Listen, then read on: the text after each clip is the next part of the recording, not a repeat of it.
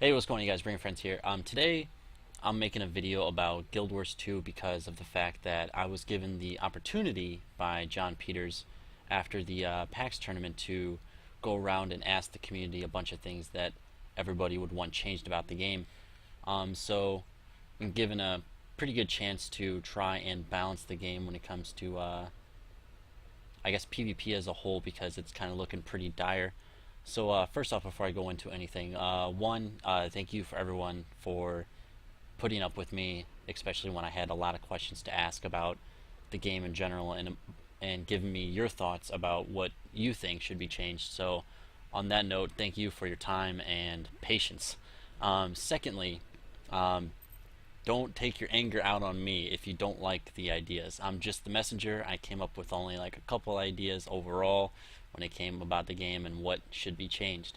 Thirdly, with this video, the reason I'm making it in the first place is just because I wanted to be open about what I sent to John Peters, so I was going to be open about the exact same thing that I'm going to let you guys see and the ideas that I've got from it in the first place. So basically what I did is, as far as gathering the ideas, I went to pretty much everybody I can get my hands on that knew uh, about their class to begin with. So basically I got their ideas and then I ran it by a bunch of other people and then kind of narrowed down the list into what I have now. And pretty much I did that with everybody. So if somebody gave me an idea about a Mesmer, I would run it by 6 other Mesmers who, were well known in the game and got their input, wrote down some notes, went on to the next thing. So that's pretty much how I gathered my material. It's probably taken a couple weeks to do so. Other than that, I'll just read through it for you, and hopefully you guys will enjoy the video. Please give it a like, just so a lot of people can see it. Hopefully this benefits the game in some way, because I didn't want to sit back and just let the game die, more or less. I wanted to actually do something about it, and this was pretty much my little project that I was gathering or whatever. So let's get to it. Let's see, going through. Changes the PvP. One, we've already talked about spectator mode. Pets should not be shown. It's a good idea for an outsider looking in to see a cluster on screen, which is hard to understand, regardless of what the devs say otherwise about how simple it is to watch and enjoy. And I'm not dogging the devs on this. I mean, of course they have to put on a front to make their game simple to easy and understand to enjoy, but apparently that's not the case when it comes to Spear Rangers, but I'll get back to that later. And with any type of AI in general, it's not just Spear Rangers. Free camera. Possibly a free camera of some kind should be implemented into the game when it comes to spectator mode. It would add more depth to spectating to get the shots they need, especially when shoutcasting, without being restricted to a locked camera or a player's point of view. Being able to toggle in spectator mode between AI and no AI. Another idea was bigger condition boon icons and tab functionality between scrolling through players in spectator mode, so you didn't have to manually click on each person in order to see them. You can just click, tab, go to the next guy. Some type of color coding between AI and pets from the actual player. That one I was kind of skeptic on, but I kept it in the list anyways. This one I really liked. Conditions and condy should have a timer inside or somewhere near the buff, so you don't have to scroll over it to see the duration. That I think would be absolutely fantastic. It would be nice to know how long of a burn or a chill stack you have on you. Let's see. And then this one is just possibly some kind of replay slow-mo, purely cosmetic. That's obviously not a priority, but it's on there anyways, just for going over to Hotjoin.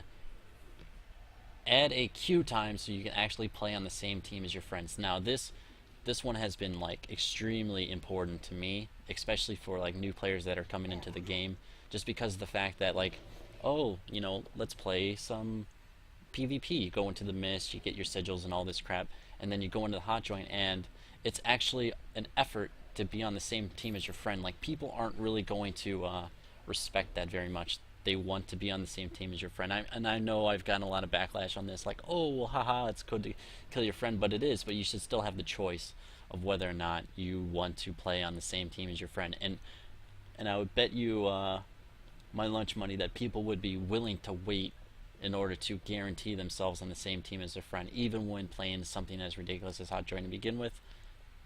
Given different in-game modes and Hotjoins, I mean, obviously everyone knows that there's been a bunch of leaks that a bunch of new modes are coming, so obviously I don't even need to touch up on that subject. And some type of Alterac Valley from World of Warcraft. That was an idea to get the PvEers in from obviously PvE to do PvP. So that's an idea, and of course capture the flag, but I'm not going to touch base on that just because of the leaks. Let's see. Game-wide changes. Overall, more descriptive tooltips. This was already talked about that they are putting into the game. Overall, stealth cap should be reduced to 8 seconds, all classes. That basically everyone has been in agreement to. I think stacking stealth for something like that is not good from a spectator's point of view. Another one, Lissa runes need an internal cooldown of 60 to 90 seconds. I don't believe that classes that have a low elite should be able to benefit from this. Like, it's just too much for a rune set to give on a low CD elite. I think something really needs to be changed about that. And other than that, I'll touch base on leaderboards. I mean, everyone knows that a good competition is really important for the scene as far as PvP in general. Like, right now, leaderboards are just there. No one cares about them. It's just something pretty to look at, and it's not even pretty to look at. It's honestly utterly disgusting in my opinion personally.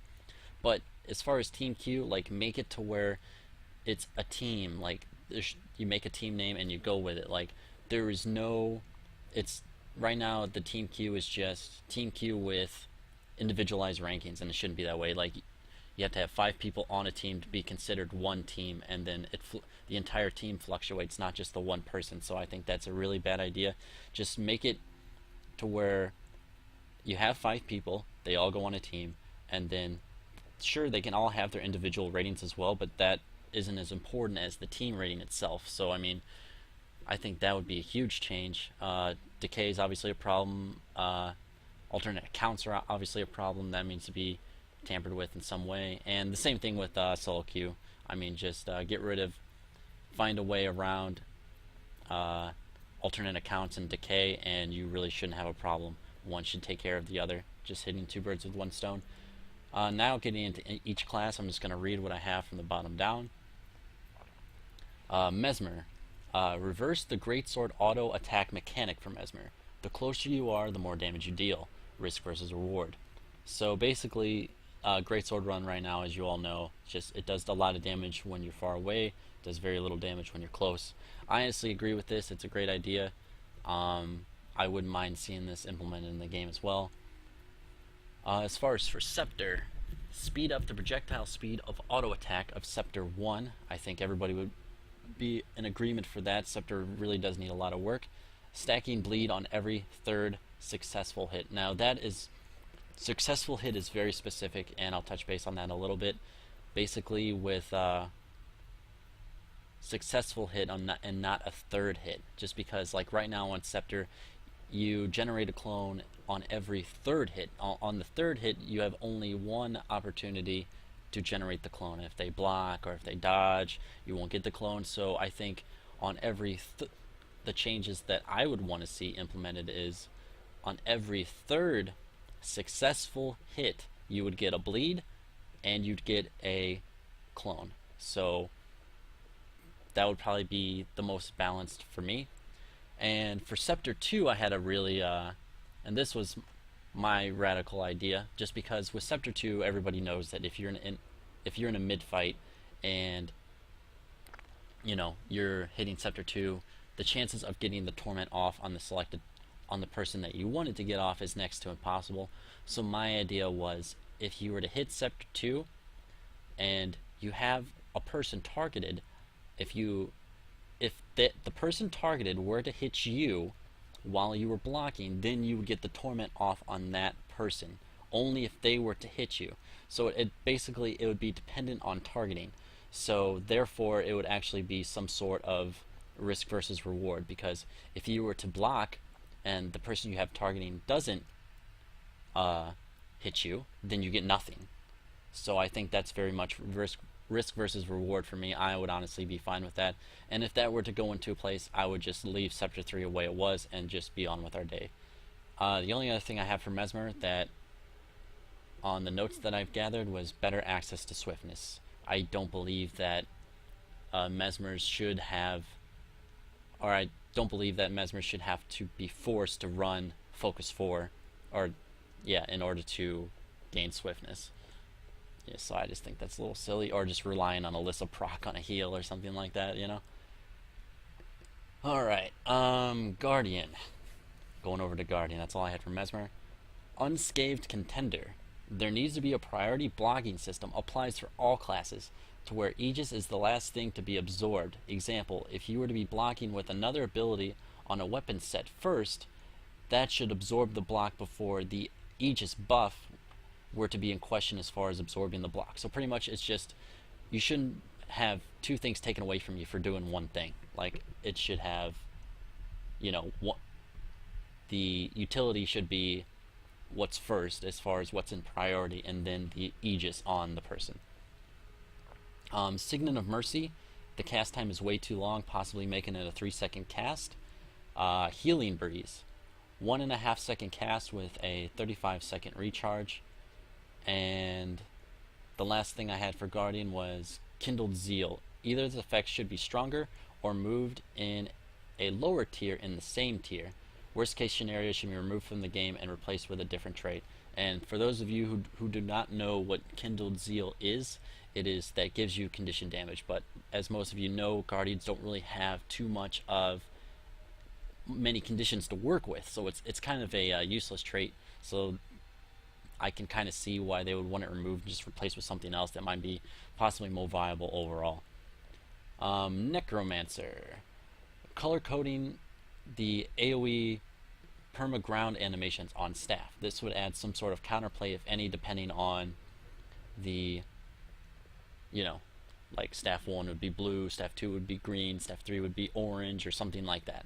Like once it's on the ground, so you kind of know what it is and how it works. Also, the other idea that was for Necro would be, so say if you had a mark on the ground, right? So there's always that green little circle that's in the middle. Well, basically, the idea was, in order to give the mark some type of counterplay, you know how there's a white line always, you know, dictating the range of the actual marks. Well, basically, in order to give it counterplay, you would give it a 1/4 of a second activation time. So basically, that white line that's on the outside, it would start on the actual middle, and then it would expand to the extended range that it needs to be. And once it expanded, then therefore the mark would be active, and that would be your counterplay. So you would actually see it pretty much manifesting into what it was. And then if you're still standing in it within a 1/4 of a second, you know, you're screwed anyways. That's your fault. So that's the idea that we had, that I've gathered through everybody as far as making giving marks some type of counterplay to them. Let's see, going down the list. Spectral armor should be nerfed in terms of how much Death Shroud is produced. I've asked a lot of people, and right now it's 8%, and the percentage that everyone kind of wants it to be at is 6 to 7%. So not really too much of a change, but we'll see.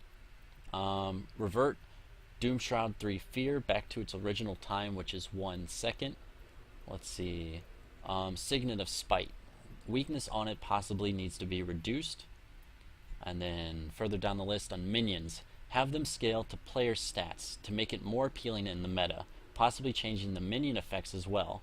Overall, AI is terrible, and he's absolutely right. That one, actually, I'm not going to divulge on who said that, but it was honestly a good idea. I mean, the AI is very much terrible with Necromancer, or with Minion Mancers, and they should be fixed.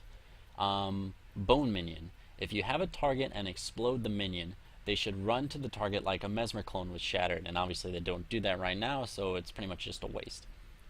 Well of Power and Well of Darkness, the CDs could possibly be reduced by 5 seconds, maybe less, and fix Putrid Mark back to the way it was. That's all I have for Necro. Going down to Ranger. Spirit pets.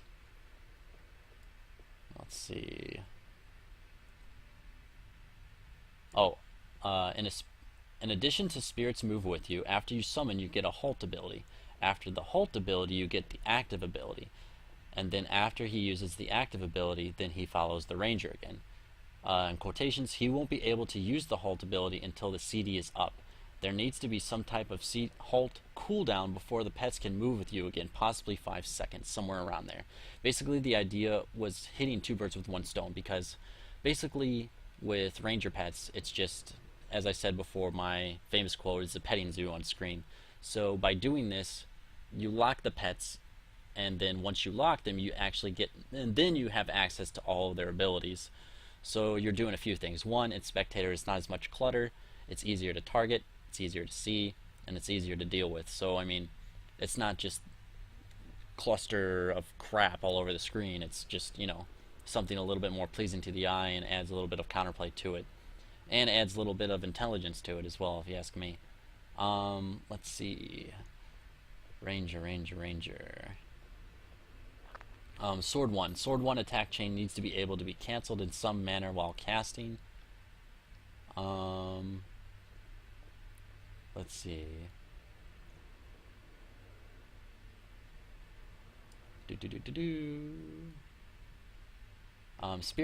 Spirit's passive effects can no longer proc from spirit pets, or the spirit pet active effects, and I pretty much agree with that as well. Ranger pets should scale from ranger stats. Well, let's see. Axe 5 offhand should be brought down in duration and cooldown. Get rid of the retaliation.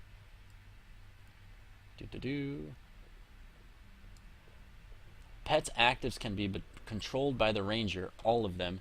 These active abilities can be toggled on to autocast. You can also toggle them off so it's not overwhelming to new players.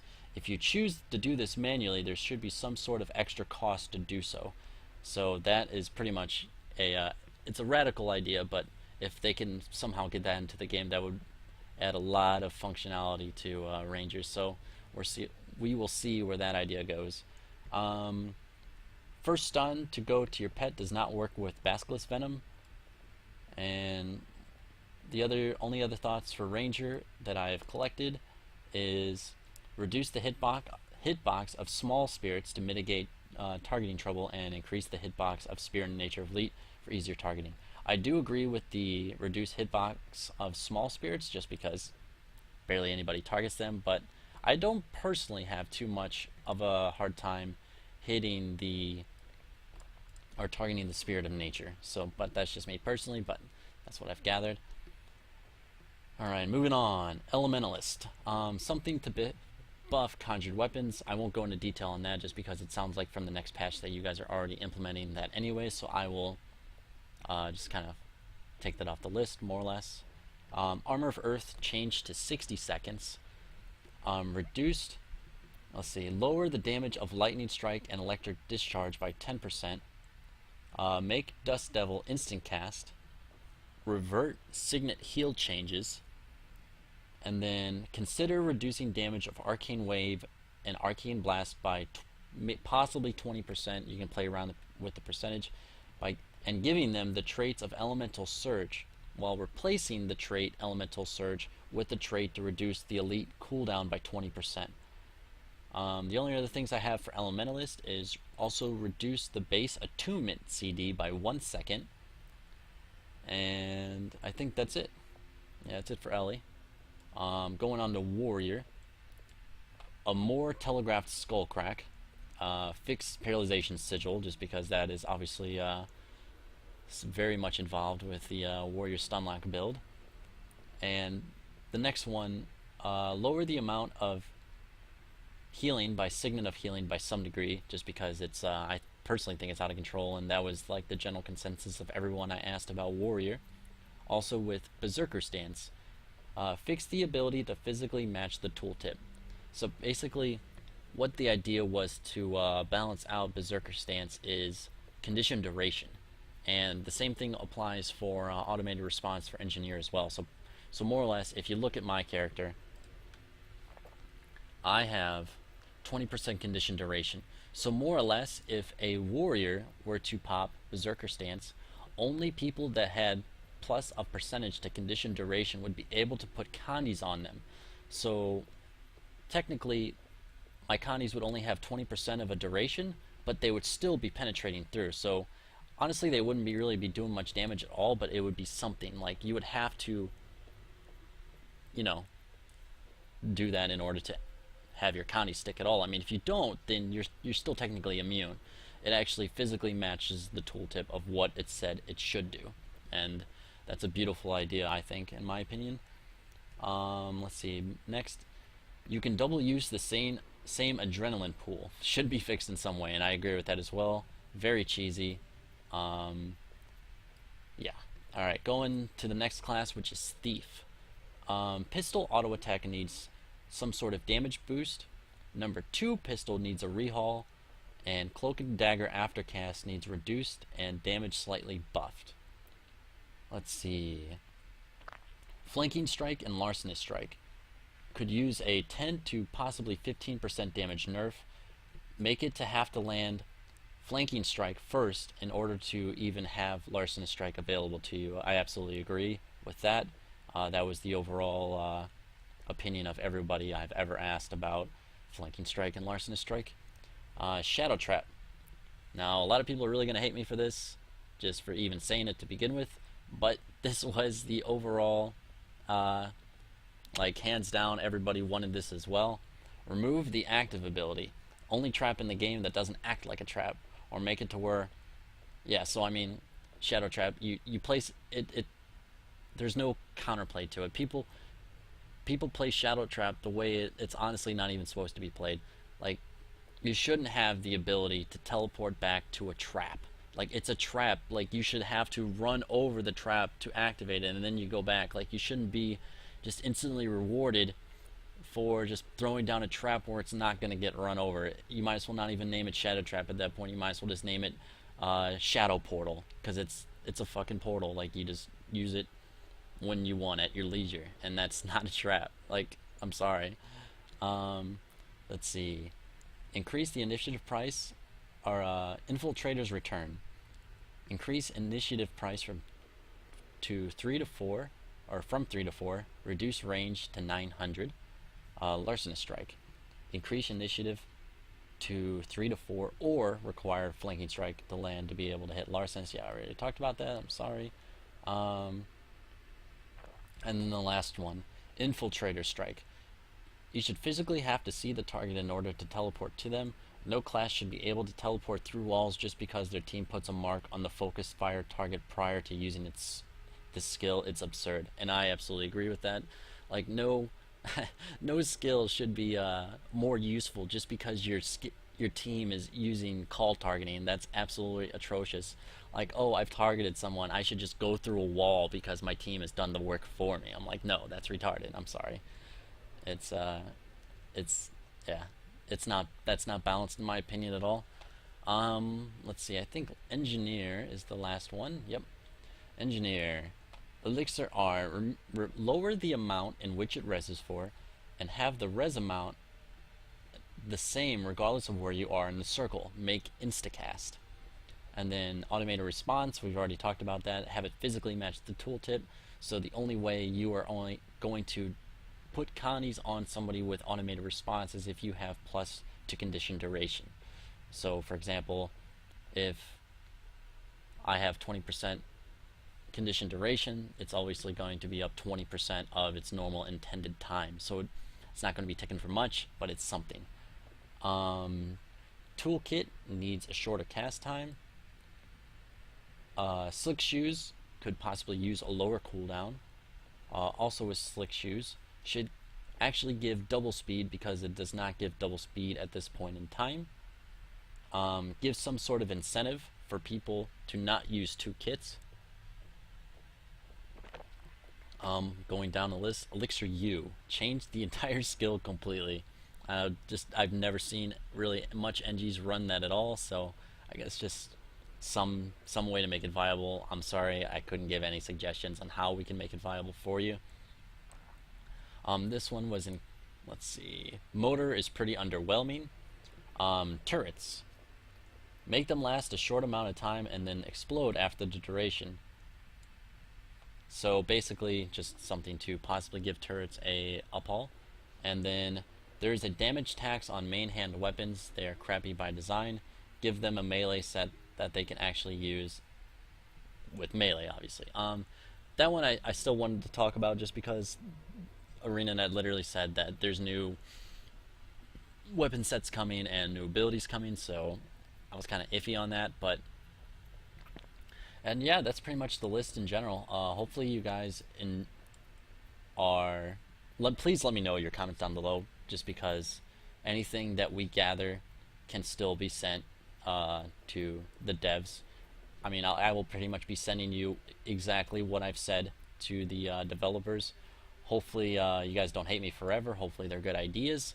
Yeah, just let me know what you guys think. Please like the video if you want to get the word around, just so people can, try and see. But for me personally, it's just and as far as incentive and rewards and all that, I mean, this is just my personal opinion now, but as I said before, and I'll always say it, balance is its own reward for me. If the game is balanced and fun to play, then I don't really need a pat on the back or some gold stars on the side, or some PvE stuff, or whatever the case may be.